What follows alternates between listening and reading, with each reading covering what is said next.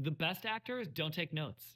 They translate them. I'm a Broadway acting coach, and the director's job is not to tell you exactly how to do the thing that they're asking for. Rehearsal processes move way too fast for that. Directors don't have time to micromanage every gesture, every inflection, every moment.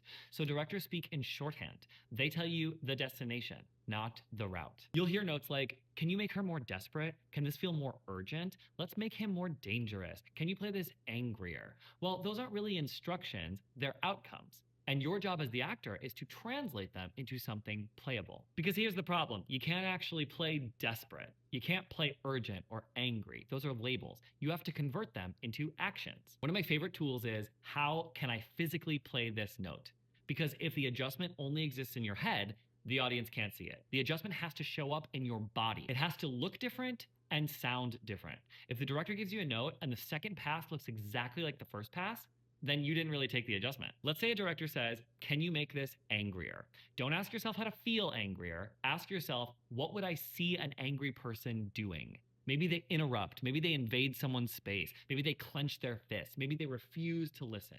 Now you have actions. Now you have something you can actually play. And here's something a lot of actors don't realize about auditions. Making an adjustment is often more important than taking the exact adjustment. Sometimes directors and casting directors are intentionally being vague. They're not testing whether you can completely rebuild the character in 30 seconds.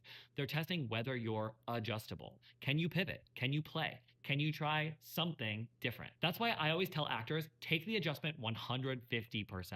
Most directors would rather pull you back than pull something out of you. So if your first take was a 3, make the adjustment a 10. Show me the opposite end of the spectrum. What doesn't help me is when you make the tiniest adjustment imaginable and both takes look the exact same. Here's a practical audition trick. Whenever you get an adjustment, physically move to a different spot in the room before you start again.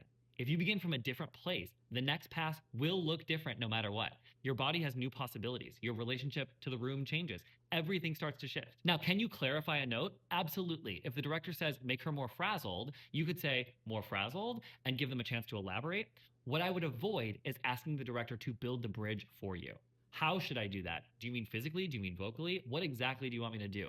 Because eventually that tells people that you're waiting to be directed step by step, and we just won't have time for that in rehearsals. The actors people love to work with are the actors who hear a note and make a bold choice. Maybe it's right, maybe it's wrong, but now we have something to work with. So if you want to get better at taking adjustments, stop focusing on the note itself. Start building the translator. Directors speak in outcomes, great actors translate those outcomes into actions. And the stronger that translation skill becomes, the more collaborative, adaptable, and castable you become. Follow for more Broadway level acting insight and break a leg.